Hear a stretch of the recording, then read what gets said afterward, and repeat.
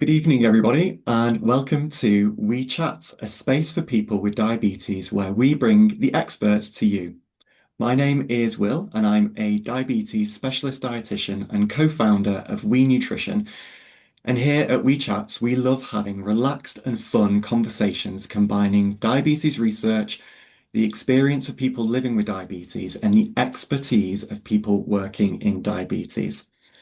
Welcome to this episode where we're chatting about counting carbs in a digital world, thinking about accuracy, AI, and food quality. And it is my great pleasure this evening to introduce Chris, who is a diabetes specialist dietitian and author of Carbs and Cals. Welcome, Chris, and thank you for joining us. Hey there, Will. Thanks for having me along. It's an absolute pleasure. Now, Uh, many people will know Chris. Chris is very much, I consider, a pioneer in diabetes and in carbohydrate counting, and I feel very, very honored to have you this evening. But Chris, for people who are only just meeting you this evening, can you please share a little bit with how you've come to be in the world of diabetes and carb counting?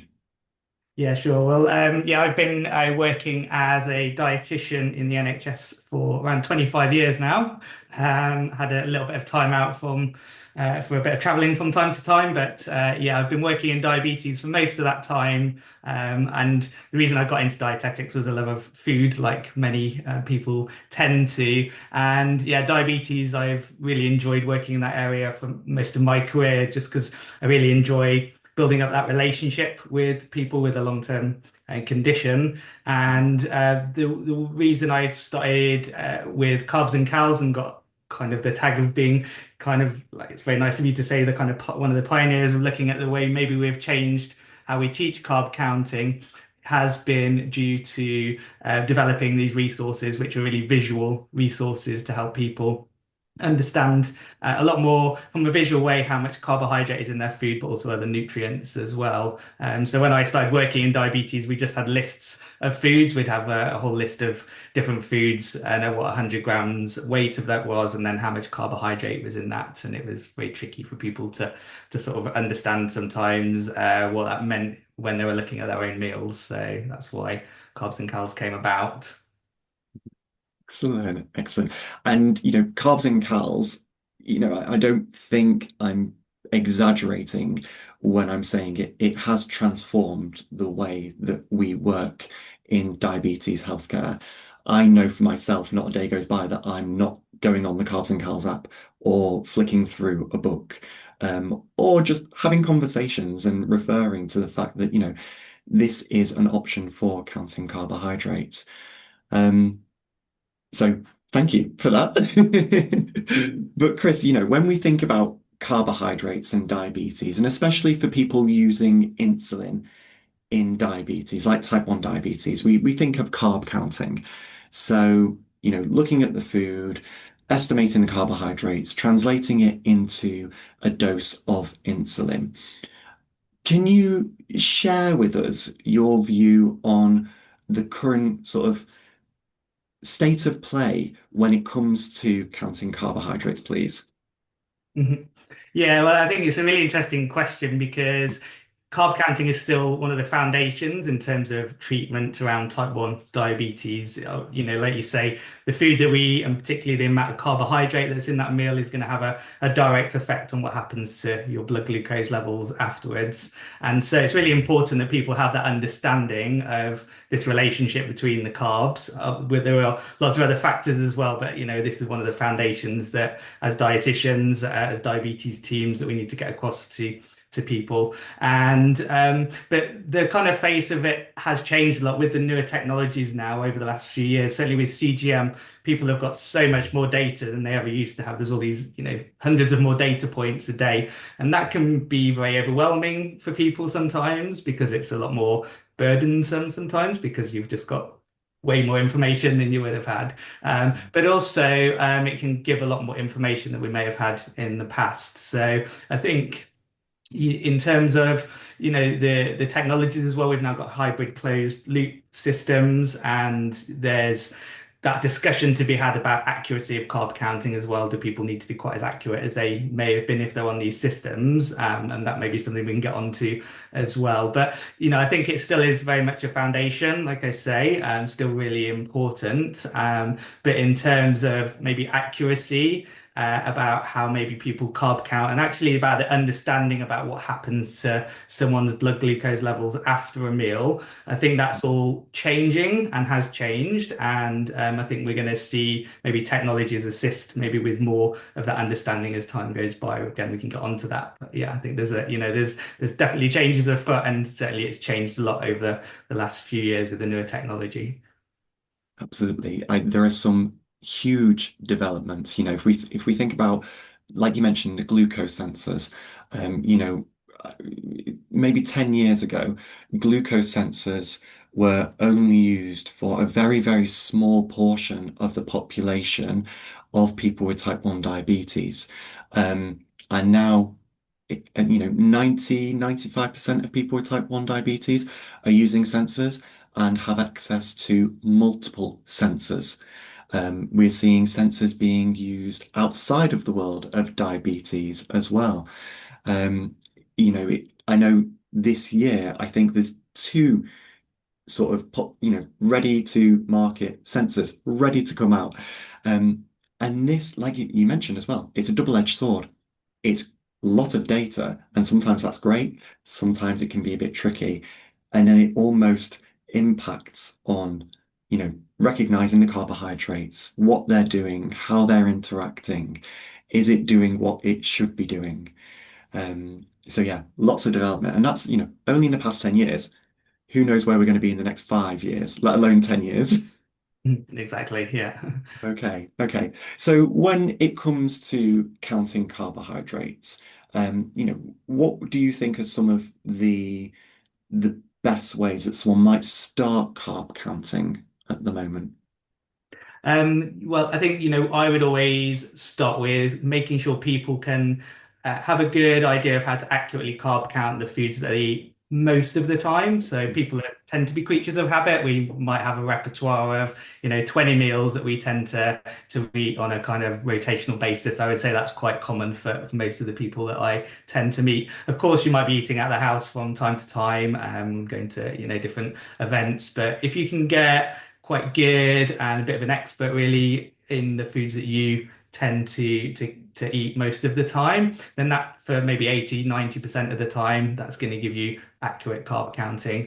Mhm. How people go about doing that? Well, certainly we know still the most accurate way to carb count is weighing your food. But equally, that takes a lot of time. Yeah. But when someone is starting out, I would still always encourage that, and then be talking, about things like handy measures. And that just means, if you've got like a teacup or a serving spoon that you're serving up your pasta with at home, how much is that serving spoon of cooked pasta? How much carbs are in that? And then teaching people how to work that out. So that's always a really good starting point. Just get an expert at the foods that you like to eat and understand where the carbs are coming from, which foods you need to count, and which ones you don't need to count as well. Yeah, absolutely. I love doing this exercise with people where we do the handy measures Mhm. and people will find out, oh, in this ladle there is 30 grams of rice. In this spoon there is 20 grams of pasta. It's such a great exercise, and I think it's something that sticks with people as well.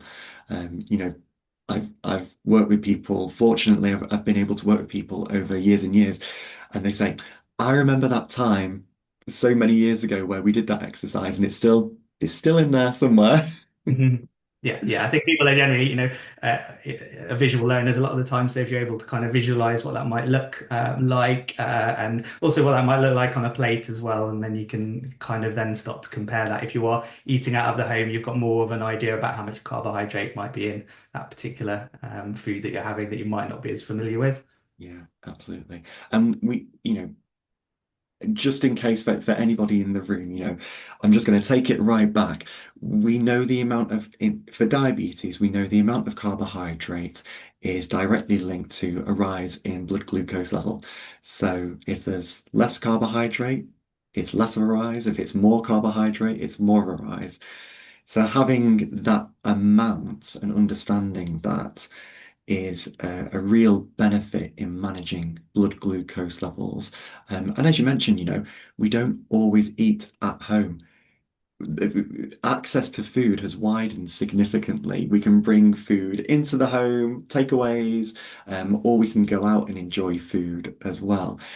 And I know when I'm talking to people about this, that's usually one of the trickiest things to do. It's estimating those foods where we might not have them as regularly. Um, do you have any top tips that you would share at all with sort of estimating carbohydrates out of the home? Yeah, well, I know we're going to get on and talk more about apps and AI. I mean, certainly, as you'll know, we have an app and there are other apps out there, but with certain apps now, like with the Carbs and Cals app, we've got a very wide database on there of a lot of the chain restaurants. So you can use the technology that's there to, if it's a restaurant, let's say you're going to like Wangamama's, for example, you could look that up on an app and you could match the meal that you're having on there. So that's one way of doing it. But of course, you might be in a restaurant that's not listed on an app. It could be an independent restaurant. And in that situation, often it's just trying to find a meal maybe that matches similar to what you're having in that restaurant. So that could be something that's similar to what you might normally have at home. So it might be, if it's a meal that's got rice with it, it's kind of just knowing that that rice portion is more or less than you might normally have at home, and then thinking about how much carbohydrate you would normally count, and is that more or less, and kind of estimating roughly how much that might be. Carb counting is not an exact science. We have to say that as well. It's difficult, and it's particularly difficult when you're out of the home, and you don't have to be necessarily down to the nearest gram of carbs that's in that meal. Often, being within 10 grams. And if you want certain pumps like the hybrid closed loops, maybe 20, 30 grams out, it's not going to make too much difference because the pump will be able to mop that up for you. So there is some leeway there. I think people can sometimes get very, kind of bogged down or kind of a bit stressed maybe about getting the exact amount of carbohydrate that's in that meal, but there is some leeway for error as well. Yeah, absolutely. And I think, it's individual on what someone is trying to achieve as well. What is their diabetes goal? And quite often I will when I'm speaking to someone, I will say, what's your diabetes goal? Where do you want to be? What are we trying to achieve here? And accuracy is very much related to that. But as you say, there's a lot to be said for experience, and it's having trust and confidence in the ability to carb count and then take it outside of the home and come up with something that is in the ballpark. It might not be spot on. We probably don't want it to the nearest gram, but it's going to be pretty close. Yeah, exactly. And even if it's not, even if you do get it wrong, which will happen, yeah, particularly if it's food that maybe you've not had before, if you're quite new to carb counting, then you've got that ability to also be able to correct if the blood glucose level goes too high, you'll be able to correct that afterwards. If it's dropping low, then you can do something about that, taking on some extra glucose to make sure you're not going into a hypo. So, there are ways to manage the mistakes that will inevitably happen. Yeah, absolutely. And you mentioned, we've talked about accuracy as well. Weighing food is the most accurate way of estimating or calculating the carbohydrates in a food. However, it does take a bit of time, and we're not always carrying food scales around with us. What might you consider sort of maybe the next best approach to carb counting? So maybe a bit quicker, but not as accurate. Yeah, yeah. So I mean, there's a range of things. Obviously, there's visual estimation. So which is what I've been doing for the last 15 years with developing the resources. So I think, that is a great way of doing it, being able to match a portion that's on a plate to a photograph, kind of see which one looks the closest to what you're having, and using that as an estimation. So that is, certainly a great way of being able to get a good estimation of the carbohydrate that's in there. It depends on the kind of food you're eating, of course, as well. If it's something that's like a sandwich from a supermarket, you can Mm, look at the food label and get a good amount of a good idea how much carbohydrates in from looking at labels as well. So that's another quick way of being able to get an accurate amount of carbohydrate that you're eating. So yeah, that'd be definitely two of the ways. And certainly, like you said, going by what your your own kind of understanding about carbohydrates is as well. So you're an expert in this, and the more you do it, the more you'll become an expert. So yeah, just always kind of thinking about your own intuition, I guess, about how much carbohydrate might be in there, but having some resources to kind of maybe back that up. Absolutely. So if I'm just trying to capture this moment, we've got the weighing scales and calculating carbs in that way. We've got our handy measures as well. So using commonly used kitchen utensils to estimate carbohydrates. We've got visual estimation with something like Carbs and Cals, whether that's a book or an app. We've got food labels, but also we've got the individual expertise based on experience. Mhm. So that's five really solid ways of carb counting and going through life and all those different settings and situations that a person might find themselves in carb counting. Now, we've talked about technology progressing, and I'm speaking to a lot of people in clinic, and ChatGPT is what I'm hearing most in clinic. People would say they'll take a picture, run it through ChatGPT or another AI software or engine. Sometimes people will put it through Google, quite commonly talk about Dr. Google. Um, what are your sort of thoughts on this development in carb counting? Yeah, yeah. I mean, there's a lot to unpack here, so I think let's just maybe take a few kind of areas and we can kind of expand from there. So I think the first thing to say is when we're looking at maybe using AI to estimate carbohydrate in a food, or it could be fiber, it could be other nutrients as well. We have to just bear in mind about how it's doing that and where it's getting that information from. And we also have to think about what the complexity of that particular food is that we're asking it to estimate. So it could be, a piece of fruit, for example, which is, a simple thing that we'd be looking at. But if it's a meal that's got many ingredients, it's a much more complex meal for that AI to be analyzing. I can tell you a little bit about maybe how, so we have a food scanner in the Carbs and Cals app, and I can tell you a little bit about how that works, and then we can kind of relate that to things like Chat GPT as well.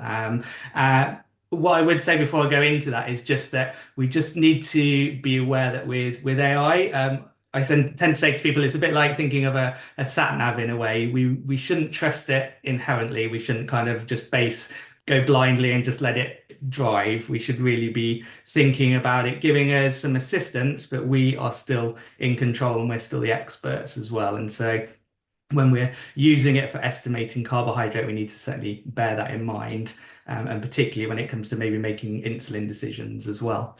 Mhm. So let me tell you a little bit about, yeah, maybe let's take an example. Let's say we're taking a photo in the Carbs and Cals app of some spaghetti bolognese. And what Mm. that's doing with the AI is it's basically, when you take that photograph, the AI is identifying what's on that plate. So Mm. it will know, hopefully, that there's spaghetti on there, and it will know that that's a bolognese sauce. And then what it's doing is it's going off and basically finding from a database what the nutritional values of those components are, and Mm. bringing those back, and then trying to match that with a portion size.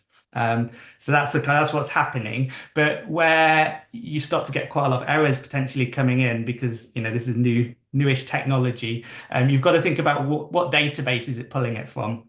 So Mhm. we've done a little bit of internal analysis comparing to things like MyFitnessPal and a couple of other apps as well. Mm. And when you're using some of these large language models, which are things like ChatGPT and Grok, that's what they're kind of known as, Mm. you don't really know where it's getting that data from. So we know within our internal system within Carbs and Cals, we're pulling that data internally from our own database, which is based on UK data, which we've gathered as dietitians that have been involved with gathering that data. We've checked it against reference values, and we know that's UK data.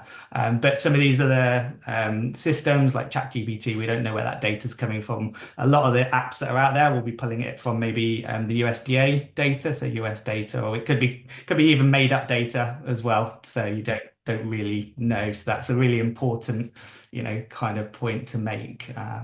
Yeah, I think in the future, as things go on, what would be amazing with these kind of systems is for it to reference exactly where that nutrition data has been taken from. Yeah. Yeah. So, yeah, But uh, so if yeah. I, sorry, just to Okay. pause, because that's a really important point. Okay. There is so much data out Mhm. there, but also anybody can put data onto the internet. Mhm. Mhm. So having good quality data Mhm. feed into either an app like, Carbs and Cows on MyFitnessPal or NutriCheck. It's the data is really what it stands up on. And that's Mhm. the same for AI as well, it sounds like. Exactly. Yeah. Yeah. Yeah. Yeah. So yeah, the data is really important. As healthcare professionals, if we're looking at, recommending apps, for example, or as people with diabetes that are using these apps, I think it's really important to just bear in mind, when you're using something, is the Mm, data good enough quality for what you actually need it to do? If it's just like a ballpark figure of calories, there's mm, lots of different apps out there that can definitely do that for you. But if you're carb counting and you're thinking, how much insulin am I going to take for that? You need to be making sure that data quality is coming in. The other thing I was just going to say was just, even with good quality data, what's still very tricky is to then kind of match that to the actual portion that you're eating. And this is where your expertise as a human compared to what the AI is looking at really comes in, because you can't just blindly expect the AI to know exactly what portion is on the plate. There's nothing out there that's that good at the moment, that can be accurate all of the time. So you're going to need to maybe feed in some extra information to the app or the AI and tell it a bit more about the portion size that you're having, or make your own kind of manual adjustments to what it's suggesting. I love what you said. I've written it down in front of me here. Think about AI as a sat nav. Mm. It's not driving the car. It's offering suggestions, and it's a great tool to have alongside, but it's not in control. And I think as you say, when we're talking about medicine, and especially things like insulin adjustment, I would want good information. I'd want good data. I'd want to be confident that what I'm doing is as safe as possible. So there's that real safety aspect that we're kind of getting to there. Yeah, absolutely. Yeah, I mean, we have a disclaimer and a warning that pops up when anyone uses our AI food scanner, just to say that you shouldn't be using this information for basing it on insulin decisions. So yeah, yeah. So that's where you need to then come in and maybe think, do I need to weigh this? Do I need to just visually check it and just make sure that that is correct, what it's bringing back? Because some of the time that portion size that it's suggesting is not going to be what an accurate reflection on what you've got. It might know that you've got spaghetti, but it's Mm, difficult for it to know that that's a 100-gram portion of spaghetti. Yeah. absolutely, absolutely.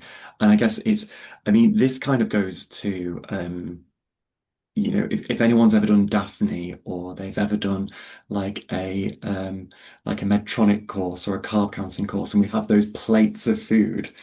You can't really see, spaghetti, pasta, rice, and there's another component maybe covering part of it. You can't really see if it's going all the way under, and I guess that's kind of the risk that you might take if you're taking a photo. Um, that it's a wider estimation, and I guess that's where the other skills would come in to say, let's just double check this. What's this like based on my experience? What's it like based on the version of this that I have at home? What's it like based on the ready meal that I might buy from the supermarket in the label?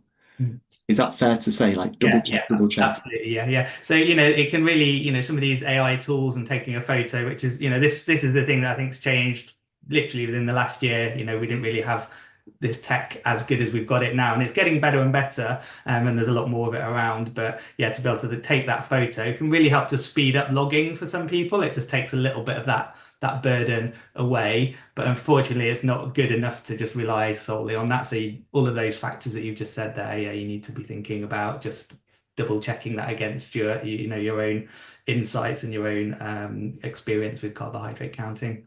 Absolutely, absolutely. And I think photos.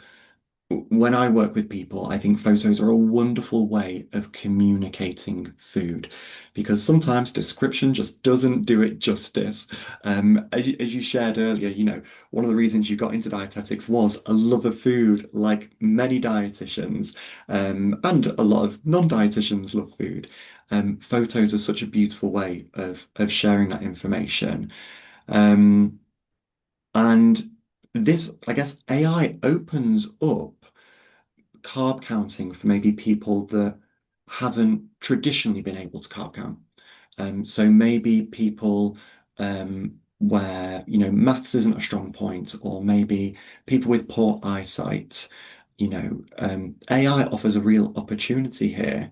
Um, w would there be sort of, do you have any tips for like making the best use of AI right now for carb counting? Yeah, I mean, I think it obviously depends on what type of system and AI you're using, and also what your own kind of educational needs are as well. But yeah, I mean, if you say you're using like something like ChatGPT or Grok, for example, it's a lot of it's about the inputs that you're putting in there. So you need to be feeding in as much information as possible. So not just saying I'm having an apple, can you either describe the apple, or if you've got the weight of the apple even, then that would give you a more accurate carbohydrate value. So that's one thing, kind of giving it more information. You can use for people that are visually impaired. There's fantastic now. You can use things like the speech within some of the different apps that are out there and on ChatGPT, so you can actually verbally describe the food. So it doesn't have to even be a picture. You can actually verbally describe it if you're able to. But obviously, pictures can be another way of putting that in for the app or the system to be able to feed that back to you verbally as well. So that's other ways of doing it. Yeah. So that's just a couple of examples there. I think there is something around kind of equity of AI, and by that I mean, it's about, can is it open for everybody to be able to use? And there's a lot of different systems out there. Things are still in the early kind of phases as well, and some things are paid for and some things are free. And yeah, that's another kind of conversation, I guess, about how will that change in the future. And for those of us that work in healthcare as well, how do we kind of balance that for people and make sure people are getting good access to the right systems as well? Absolutely. There's sort of an equity of access Mhm. as you describe to technology. But also there's the ability, you might have access to it, but it's just being able to use it and know what is useful, maybe what's not as useful. And I can see we've got a question pop into the chat here, which is quite poignant for this. So thank you for that. The question is, there are different AI apps that people are using. Um, what are your like sort of top apps? Are there any that you would lean to a little bit more than others? Yeah, I mean, I think at the moment, to be fair, there's so many apps coming onto the market, like literally every day, because it's got a lot easier for apps to be made due to AI. AI can make apps now. And so it's actually quite tricky to know which are the, like, to keep up in a way and to keep up with what's right. And there's very little research been done so far as well. So there's a big research gap there for us as healthcare professionals to kind of know which are the good ones to be recommending, and what the databases are that they're using as well. So it's actually a bit tricky at the moment for me to say this one's better than this one. I think there's a few that have had a little bit of research done, but they're all very, very small studies. So there's things like Snack, for example, and there's Calorie Mama as well that have had a few bits of research done around them. But I would be thinking about, for your audience, think yeah, what database are they using? That's the first thing to find out really, is like, what is the database? Are they a US or a UK based one? Is it crowdsourced data? So things like MyFitnessPal can be great for some people, but just bear in mind often the results that it brings back. There's often a lot of results, and often it's like per 100 gram data as well. Yeah, so there's those kind of considerations just to take into account. So I'm not going to kind of name specific ones and go through because I just don't think we've got the good enough evidence at the moment to say this one's the one we should necessarily be recommending. Obviously, I'm biased towards carbs and cal, so I'm going to say that's a good one to be using because of the data that's in there as well. But yeah, there are others out there that people can be using for sure. But it's definitely a research project if anyone's got ties into universities for student projects. It'll be a great one for people to look at. Oh, I've got some students coming in the next few weeks. Going to plant the seeds. Yeah. Yeah, but we're highlighting here the importance of an accurate database, Mhm. and my eyes always open that little bit wider if I'm using an app and I start seeing cups and ounces or American spelling. That kind of always makes me think, is this database relevant to this person that is eating food in the UK? Mhm. Mhm. Because I mean the bread aisle, for example, there's so much bread available in UK shops. You Mhm. walk down and it seems to be changing all the time. Um, if we think about a bread aisle in another country, it's going to be, it's still bread, but it can change quite significantly. And if you're Mhm. having multiple slices or multiple portions of bread, before you know it, an insulin dose can be quite inaccurate and either lead to a hypo or a hyper. Mhm. Yeah.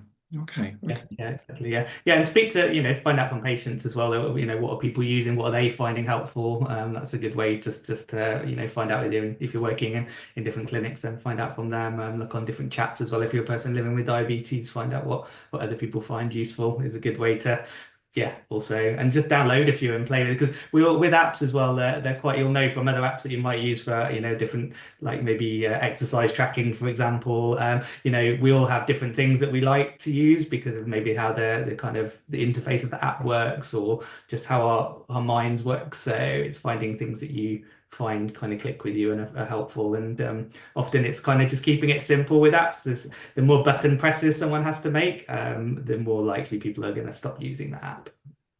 Absolutely. It needs, in the world that we live in where things are relatively quick and relatively instant, we need something quick and easy Mhm.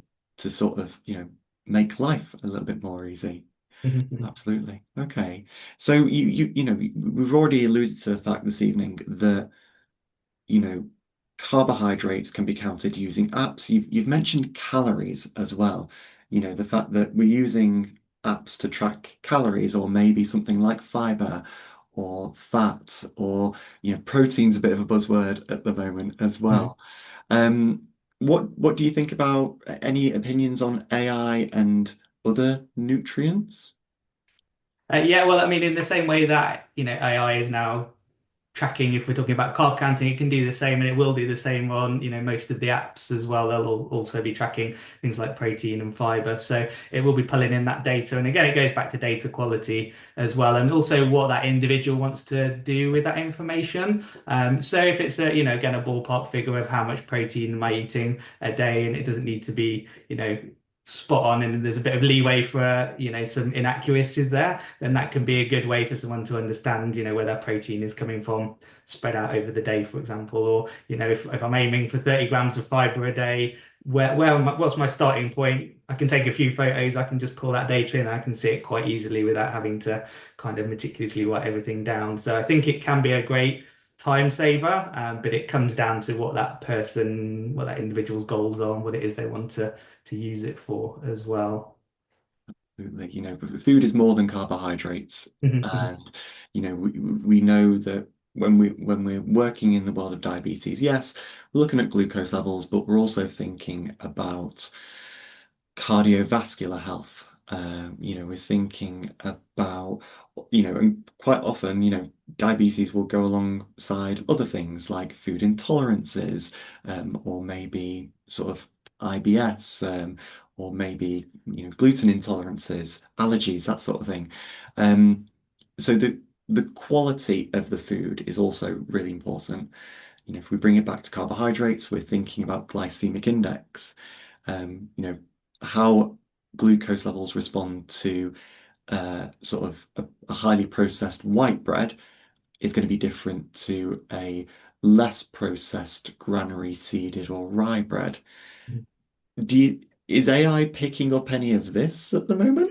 Well, I think this is the really exciting thing about AI in my mind, and where things are gonna go with it. Because if you link in AI and then you add in CGM, for example, whether that's someone with type 1 diabetes or type 2 or doesn't have diabetes, the good thing about AI, what it will, I think, start to be used for is for a bit more pattern recognition and even predictive patterns. So it will be able to, like you say, look at your breakfasts over a 2 week period or a month period and start to pick out these patterns. When you eat this particular cereal in the morning, your blood glucose levels are more likely to be higher, or you're going to have a steeper rise in your blood sugar levels. Or when you have this type of bread for this individual, it's going to be very individualized as well, I think, because we know you can get two people that both eat the same type of bread, and one person might have a much bigger reaction to that in their blood glucose than somebody else. So it will become individualized in terms of being able to look at patterns and then potentially make some recommendations as well. So this is where, yeah, I think the AI will definitely take us in this direction. The apps will get in this direction as well, to be giving more personalized information to people so they can make more informed decisions, which is really exciting and kind of a bit mind-boggling as well. But I think, yeah, it's something when you think about as humans, I was saying we're in control, but it's very difficult sometimes to be doing the pattern recognition when there's so much data, and that's something AI can crunch down and look at much more easily than we can. Absolutely. You've just reminded me of something. There was a people might have seen this on social media, but there was a bit of a craze last week or the week before where people were typing into their chosen AI to create a character of themselves based Oh on yeah, I saw what this. that AI noticed. And Yeah. they were showing up photos, and if it was a dietitian, I would have sort of calculator, CGM charts, insulin pump, insulin injections, all these cartoon images. And I guess what we're talking about here in the future is AI's ability to learn about a person Mhm. and learn about how their body reacts, maybe at a certain time of the month, or during certain times of the year, with huge amounts of data, which is really exciting. It is exciting, yeah. I mean, it also, it poses privacy issues as well about what's happening with that data. And yeah, so there's all of those kind of questions, but it is exciting in terms of, yeah, providing more information to that individual. Yeah, whether that's overwhelming or not, I don't know. For some people, people have already got all of these balls to juggle. Is that too much information for some people? Yeah, discuss, I guess. There's a lot to unpack there. But yeah, I think that is what we're going to see. It is definitely coming. And there's already apps, kind of come up with kind of sort of swap suggestions for people based on their eating patterns. So that technology is already here, and it's only going to get better as time goes on. Absolutely. So, do you think is there sort of, we don't want to be carbohydrate centric Mhm. all the time. It's an important thing to consider, but there is that wider picture to really take into account. Do you think there, if we do go to glucose centric or carbohydrate centric and neglect the other parts, do you think there's potential for consequences there? Oh yeah, for sure. Yeah, because I mean, often when people are just focusing in on carbohydrate, which happens a lot in diabetes, and we can be very glucose centric in our clinics. Yeah, working in the world of diabetes, but it's really important for people to know. We eat food, we don't eat carbohydrates, so it's about understanding the whole picture. Carbohydrates are important in many ways in that kind of day-to-day what's happening to my blood glucose, but the bigger food picture, what I eat on a day-to-day basis, accumulated over many years. That's the information, and that's the information really that's going to have that consequence to what might happen to you in the future in terms of your things like your cardiovascular risk, for example, or maybe your risk of cancer, what's happening with your body weight as well. So it's really important that people do have an understanding of the food in general that they're eating and how that's contributing towards their health. Absolutely. And this is why I always say if anyone's ever diagnosed with diabetes, please speak to a dietitian in one way or another. It might be a one-to-one consultation or it might be a group setting. But it's so easy in sort of diabetes annual reviews to get glucose focused and lose everything else. And I think that's the special power of dietitians. It's to understand food in a wider way, but still have that conversation about diabetes and medicines and looking at options. But it's the big picture that's really, really important. Yeah, absolutely. Yeah, yeah. It's yeah, the reason I love food and I love talking about food and I love yeah, giving people inspiration and ideas hopefully about that bigger picture and about how you can kind of bring different foods into your diet to then hopefully improve your health in the long term. Absolutely. Now, I have to hold my hands up. We were going to do a poll and we were going to do a word cloud. So I would love to bring that in now. So I'm going to share my screen and hopefully we can have a bit of fun here.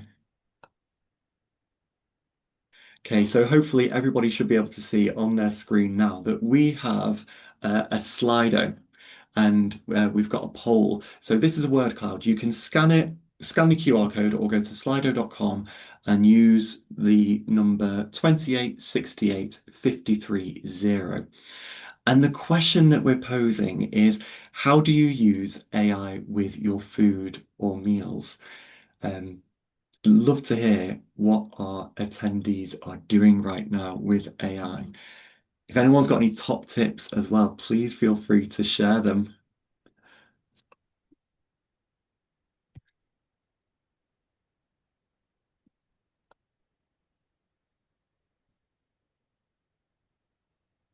I think this is a very, very exciting part of diabetes world.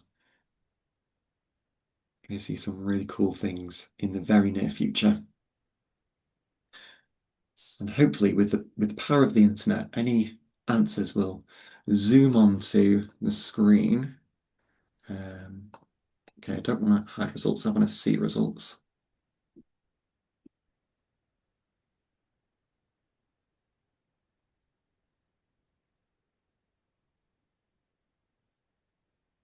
Uh,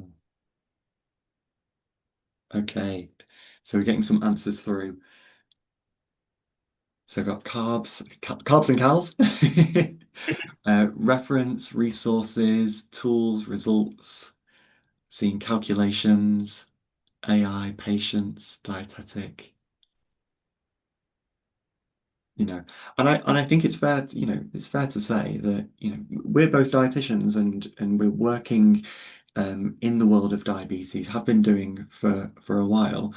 But AI is still, it's relatively new to me. I feel like I'm learning about it all the time, and I would use it in a very safe way in consultations. Do you feel like you're still learning about it, Chris? Absolutely, yeah. And I think, I think there's a big need for us to all kind of just keep learning really and just kind of practicing and trying out different apps. It's something I know I've got on my to-do list, yeah, to just kind of try out a lot more different apps. That question came up, which are the good ones out there. And I think we do need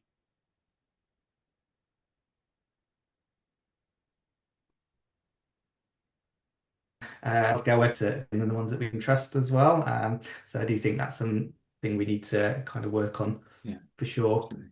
Got a question here from someone. Oh, sorry, you can't use a QR code, but using AI for meal ideas and recipes. However, recipes don't always work out. Absolutely. I guess it is a great space for inspiration. It's a very, you know, I know if I'm at the end of the day and my head just isn't working and I need a creative nugget, it's a great way to sort of just fire that off. Yeah, absolutely. Yeah, like meal planning and recipe ideas are great. If you've got like you look in your fridge, you've got five ingredients in there, and you just say to ChatGPT, I've got these five ingredients. Can you come up with a meal that's going to take me 30 minutes to prepare? Give me five options. If you feed that data in, it's amazing what it comes up with. And yeah, it's kind of like you say, it takes some of that thinking away. Yeah, I think it's a good question as well about how much is it going to kind of dampen some of our creativity as time goes on? Are we going to rely too much on it? And there's also the environmental considerations as well of using so much AI in terms of how our energy network's going to support that. And not everyone thinks about that every time we use it. But yeah, it's quite daunting actually thinking about the effect this is going to have on the planet potentially the more and more we're using it until potentially AI comes up with a solution to help out with the energy that it needs. We're actually going to be burning a lot more to fuel our questions. Yeah, absolutely. I think, there's we kind of I'm always going back to the big picture here, but yes, environmental factors, but also, like you mentioned, we need the foundation, we need the real life experience underpinning sort of diabetes management, carbohydrate estimation before then going onto AI. I kind of feel like if we go into AI first and rely on that too much, it is de-skilling, but also there's no reference point, there's no internal barometer for what is accurate or not accurate. Mhm. Yeah, and exactly. And then when you've got, the AI, it can be wildly out. I've looked at some apps, yeah, and where it might be, even 100 grams of carbs out, just because it's just returned a kind of a bit of a nonsense result, really. And if you're doing that and you've not really got that much idea about how much carbs should be in there in the first place, not even a ballpark figure, and then you take 10 units of insulin for that, that could really lead to some problematic hypos. Yeah, absolutely, absolutely. Well, I'm going to just come back to the poll for a moment, and we've got another one. So this is yes, no, sometimes. Do you feel AI understands your meals better than you do? So we'd just love to sort of understand people's experience here. Um, and we've got another question in the chat. Whilst waiting for those polls to come in, the question posed is AI safe at this point when we're recommending it to people with diabetes? We know it's being used widely already, um, and sort of any AI that you'd point to more than others? I think when we say is it safe, it depends what we're asking it to do would be the answer to that one. Because if we're asking it to give an estimation of carbohydrate from a food photograph, like we've just mentioned, and then you're just using that information solely to make an insulin dose decision, then I would say no, it's not safe. I don't think there's anything out there that is safe at the moment that I've seen that's accurate enough. There's no data to support that.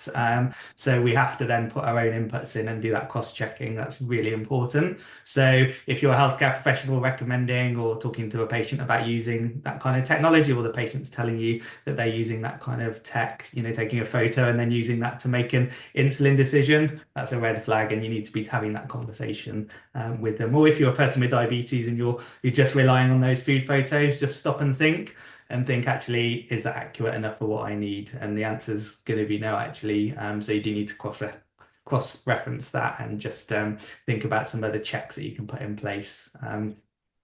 If you're using AI, is it safe to ask AI, like we've just said, to come up with a meal plan for you to help you boost your fiber intake? I would say absolutely. It's gonna give you some good outputs there, and that's going to be generally safe, unless you can put some extra information in there if you need to, and it's generally going to be quite a safe thing to do. Again, you do need to sense check it and just stop and just say, is that complete nonsense that it's just come back with? Because a lot of the time AI is trying to please you as well. It will want to give you, information that it thinks you want to hear. So, and it may not always be 100% accurate. So you do need to just think about what it is you're asking it to do, and just make sure you're kind of just sense checking it as well. Absolutely, I completely agree. I'm going to come back to the quote that I've written down of yours. Think about AI as a sat nav. Mhm. It's there to guide, but it's not doing the whole thing. It needs a bit of sense checking. You're in control. Absolutely. And, people who have participated in the poll would agree with you, Chris. When we pose the question, do you feel AI understands your meals better than you do? 67% have said no. Excellent. Fantastic. Thank you, everyone, for participating there. I'll stop sharing. Okay. So, Chris, we are coming to the end of our time together. Thank you so much for sharing your wisdom with us. If people want to come and find out more about you, about Carbs and Cals, where can they find you? Yeah, so we have our website, which is carbsandcals.com, and we're on Instagram as well and on Facebook at Carbs and Cals, so you Mhm. can find us there. Excellent, fantastic. And for all attendees, please make sure to look out. There will be an email being sent around very shortly after the webinar. And it will be just a really quick feedback survey. And on submission, there will be a page with links to the Carbs and Cows website and also to the Carbs and Cows app on Apple and on Google Play.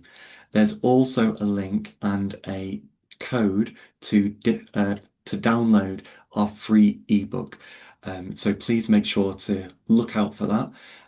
If you have any questions after this evening, you can find me. I'm Will, and I'm at hello@wenutrition.co.uk or We Nutrition UK on Instagram and Facebook.